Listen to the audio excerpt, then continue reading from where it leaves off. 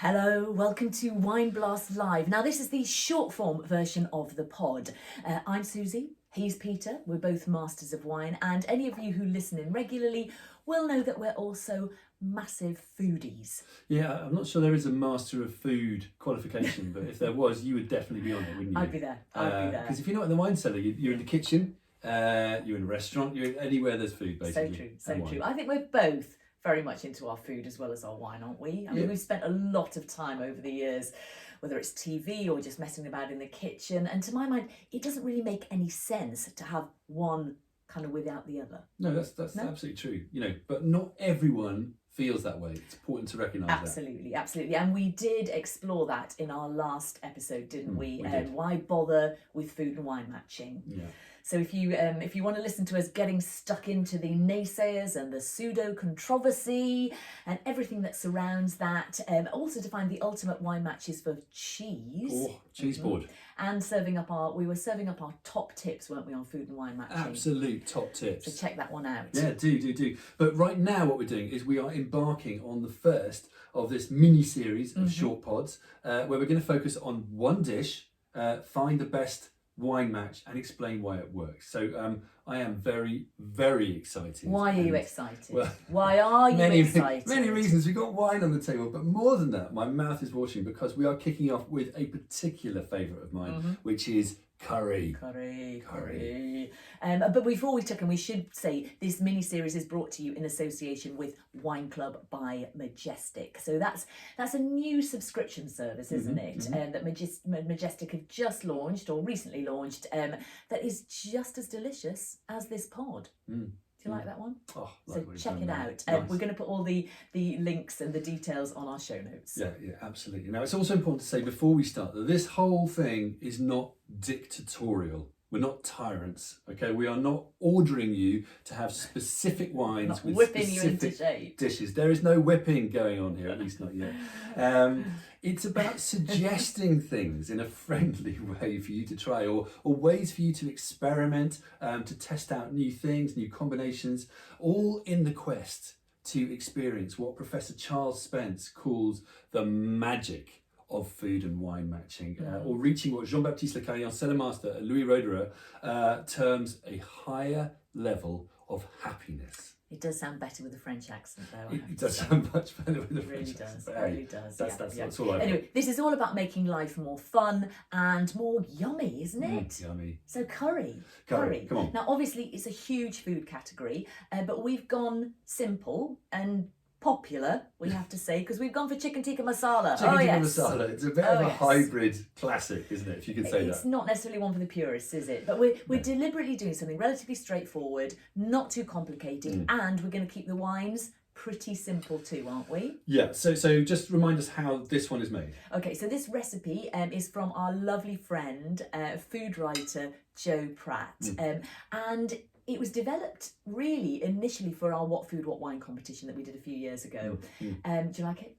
It's good. Pretty good. Tell us how it's made. Yeah. So it's essentially chicken that's been marinated in, let me think, garlic and ginger and yogurt and cumin and chilli and garam masala, just lovely aromatic spices, and then it's cooked in a tikka masala sauce, which is with cream and tomatoes and more chilli and more spices.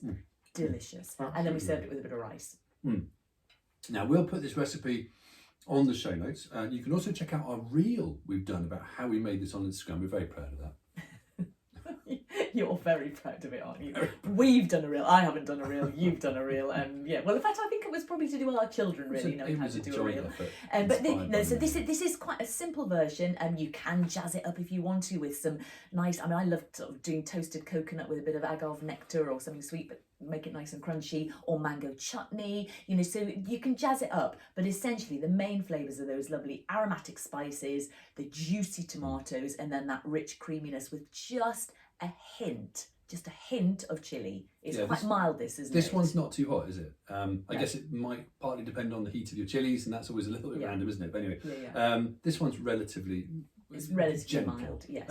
But what about the wine? Come on, the wine's the key thing here. So the wine is why we're here, of course. So what we would say is fight heat with sweet. See what we've done there? Yes. Like it. So a little touch, in all seriousness, a little touch of sweetness in the wine. It's going to temper the heat of the spice. It's not rocket science, but I know a lot of you will already know this, but it does work. And also you need to have good acidity. So that acidity again is going to balance the sweetness. So we need a little bit of sweetness and we need really good acidity, and that's going to refresh everything within mouthfuls. Within mouthfuls, between mouthfuls. We like being refreshed. We do like being refreshed. So a really good option for spicier dishes is the Riesling grape variety. For example, from Germany or from New Zealand, two good options to go for. Precisely because Riesling gives you a natural acidity that is really bright and appley and fresh. Oh, hang on, I'm going to taste it there. Too busy talking. There you go. And Riesling often comes in an off-dry style, particularly from those two countries, and that's what's going to make it work beautifully. What does make it work beautifully with this dish? So this one here, this is the definition Mosel Riesling, which is $9.99 from Majestic 2019 vintage. Now we have to say, when we first tried the wine without the food, it's quite restrained, it's quite subtle, it's quite light, but then what happens with the dish is it really comes out of itself, doesn't it? I mean, really you get all that refreshing, seamless kind of, incredibly gluggable, drinkable appliness that really shoots out of the glass, and it just does work so well with that. We weren't sure it was going to, but when we tasted it, we thought, it's very mild, this curry, not much spice, but even so, that touch of sweetness. But the best matches are totally seamless, and they make you keep wanting to eat and keep wanting to drink. That's what this does. It's totally seamless, and it's actually a little bit dangerous, as we found to our cost. But a good tip here is with Riesling. If you don't know if a Riesling is dry or off dry, and you can't tell from the label, then check out the alcohol level. So if it's relatively high, say over 13%, it's quite likely that wine's going to be dry.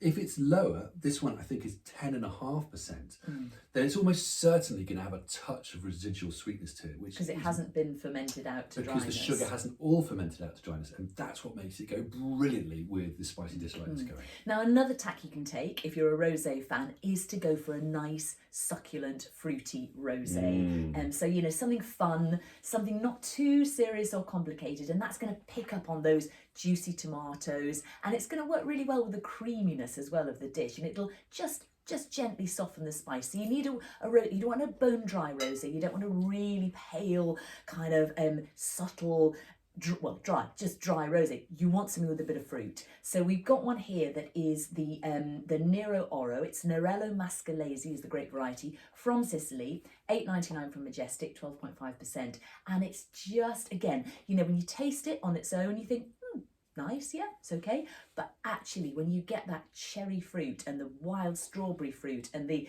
lovely kind of juiciness of it, it's just such a hit with this dish, isn't it? It is. I'm going to give you that to shut you up. Thank you. It is delicious. No, you're absolutely right. It's absolutely delicious. Just in a different kind of way from the Riesling. It's a different kind of match. And you can have different kinds of match for dishes. That's absolutely okay. This one's nice, especially if you're a fan of rosé. Go for it. Now, different kind of match is also true of our absolutely final option, which is a bit more left field. So this is the Casal Santa Maria Branco 2019 from Lisboa in Portugal, and this is a slightly eclectic blend of Malvasia, Chardonnay and Riesling, as you do, and it's been aged on the lees. So it's quite a sort of full-bodied style, sort of gently aromatic, but it is aromatic, but with a creamy texture. And what that does, it works really well by picking up on the sort of creamy richness of this dish, which it absolutely does have, doesn't it? Yeah, I mean, I think this is maybe one for if you're not a fan of sweeter styles, you're not a fan of rosé, you like quite a full-bodied white, this will work for you. Now, this one is part of Wine Club by Majestic. It's part of their offering. It's the Grand Tour case, which currently is Spain and Portugal. So you can find that on the website. And if you're keen on trying something a bit different, this is definitely the way to go. So, plenty of options and food for thought there. Get cooking, get drinking, and get in touch. We would love to hear from you. We want to hear, what you think of these matches. What are your favourite wines to match with curry, or drinks, other drinks in general? any curry-related drinks disasters. Always love to hear about that sort of stuff. Everything's of interest. Get in touch via the comments below, social media, or SpeakPipe. We'll put the links in the show notes. Now, thank you to Majestic, and obviously don't forget to check out their wine club. Thanks to Jo Pratt, and thanks to you for tuning in. You know, we'd love to hear your thoughts, as Pete was just saying, and not just about this, but also about the show in general. You know, and if you fancy subscribing, leaving a rating and review, we'd really appreciate that. We want to feel the love. Cheers and bon appetit.